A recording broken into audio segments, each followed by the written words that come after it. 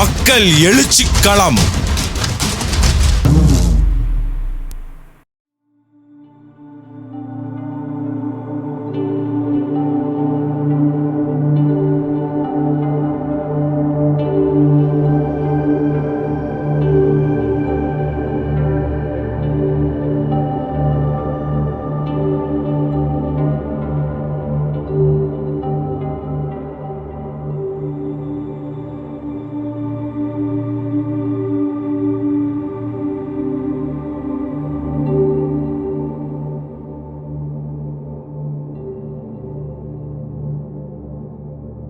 நமது தெய்வங்கள் வானத்திலிருந்து வந்து இறங்கியவை அல்ல, புராணத்தில் பிறந்தவையும் அல்ல, மண்ணிலிருந்து மக்களிடமிருந்து தோன்றுபவை.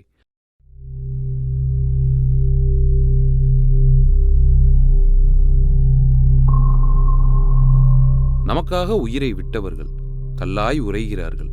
அவர்களைத்தான் நாம் காலம் காலமாய் வழிபடுகிறோம்.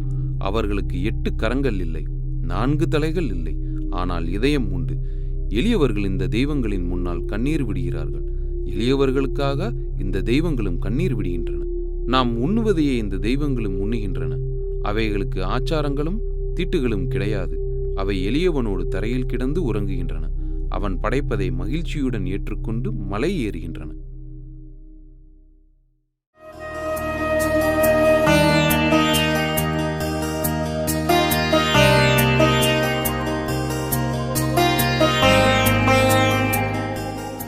கிபி 871 முதல் 907 ஆண்டு வரை ஆதித்த சோழன் காலத்தில் திருச்சி மாவட்டம் குண்டூரில் கம்மாய் ஒன்று வெட்டப்பட்டது. அக்கம்மாய் கரையில் வல்லாள கண்ட ஐயனாரை உருவாக்கி அந்த வனப்பகுதி மக்கள் வழிபட்டார்கள்.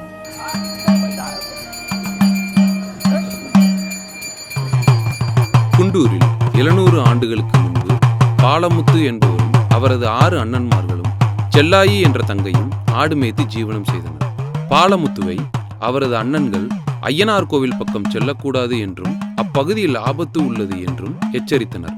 ஆனால் பாலமுத்து ஐயனார் மீது மிகுந்த ஈர்ப்பு கொண்டு அப்பகுதிக்கு அவ்வப்போது சென்று வந்தார். ஒரு நாள் பாலமுத்து கம்மாயில் ஆடுகளை தண்ணீர் குடிக்க விட்டு திரும்பிய போது அவனது நாய் ஒரு முயலை விரட்டிச் சென்றது. அப்போது பாலமுத்துவும் முயலை விரட்டிச் சென்றார். அந்த முயல் ஐயனார் கோவில் பாலமரத்தில் உள்ள பொந்துக்குள் நுழைந்து விட்டது. பெரிய பொந்தாக இருந்ததால் பாலமுத்துவும் அதற்குள் விழுகிறார். அந்த நேரத்தில் பாலமுத்து தனது நாயிடம் ஆடுகளை வீட்டிற்கு போகச் சொல்லி பொந்துக்குள் மறைந்து விடுகிறார். பாலமுத்துவை காணாத அண்ணன்கள் நாய் துணையுடன் ஐயனார் கோவிலுக்கு வருகிறார்கள். அப்பொழுது அசிரீரியாக பாலமுத்து, நான் ஐயனாரோடு ஐக்கியமாகி தெய்வமாகிவிட்டேன். இனிமேல் இப்பகுதியில் இருக்க வேண்டாம், மேற்கு பகுதிக்கு செல்லுங்கள். 3 ஆண்டுக்கு ஒரு முறை வந்து எனக்கு கெடா வெட்டி வழிபட்டால் போதும், உங்களை நான் காப்பேன் என்று தெரிவித்தார். சகோதரி செல்லாயி தன் அண்ணன் மறைந்த இடத்தை விட்டு போக மனமில்லாமல் விரக்தியாய் அப்பகுதியிலேயே தங்கி தன்னை மாய்த்துக் கொள்கிறார்.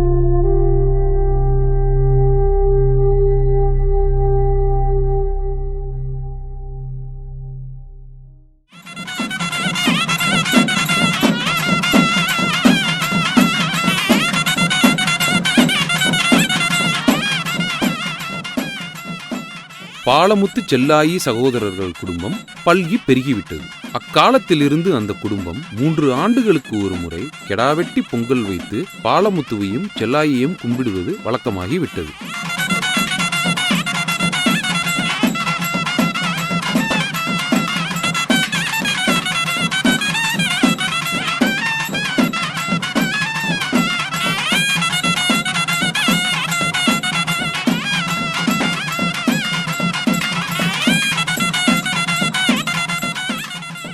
பாலமுத்துவின் வம்சாவளியினர் பாலமுத்துவை வழிபாடு செய்ய வரும்போது குண்டூரில் உள்ள மக்கள் அவர்களிடம் வீட்டை ஒப்படைத்து விட்டு வெளியேறுகிறார்கள்.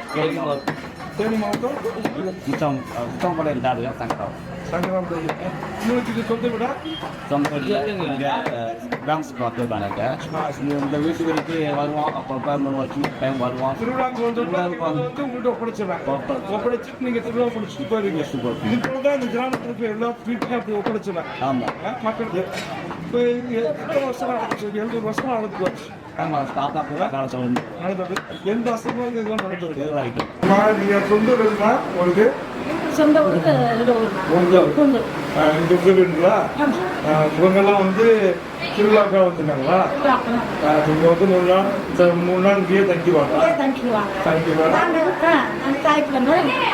எத்தனை வருஷமா இது நடந்துட்டு இருக்கு? பரம்பரையாக நடந்துட்டு வருது. வருவாங்க இங்கே வச்சுக்கிங்க. இந்த அசம்பாவது இப்போ 2 பேர் வேறு வேறு சமூகம் தான் இருந்தாலும் நீங்கள் பயணிச்சு பழகி இந்த சும்மாவாக சாப்பிடுவாங்க.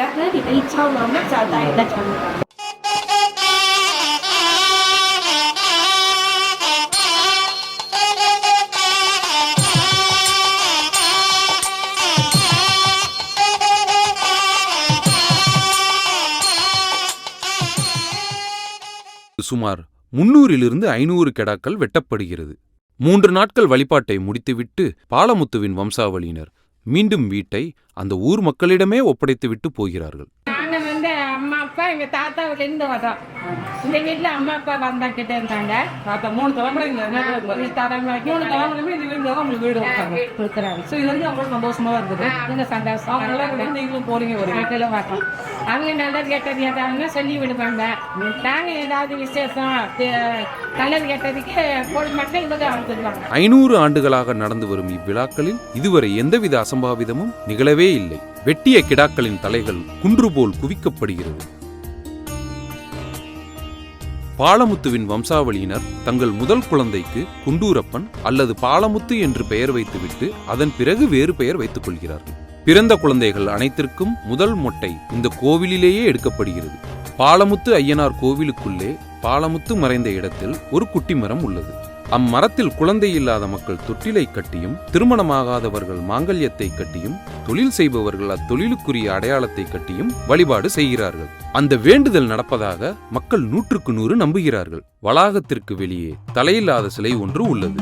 வேட்டைக்கு போன போது திருடன் என்று நினைத்து நாச்சியார்புரத்தில் மக்கள் தலையை வெட்டிவிட்டதாகவும் அதன் நினைவாக தலையில்லாத சிலை வைக்கப்பட்டு விட்டதாகவும் பிரதி தமிழாண்டு ஆடி மாதத்தில் கோவிலில் உள்ள தலையினை உரிய படிகட்டி அதை பெற்று தலையை ஒட்ட வைத்து திருவிழா நடத்தப்படுகிறது.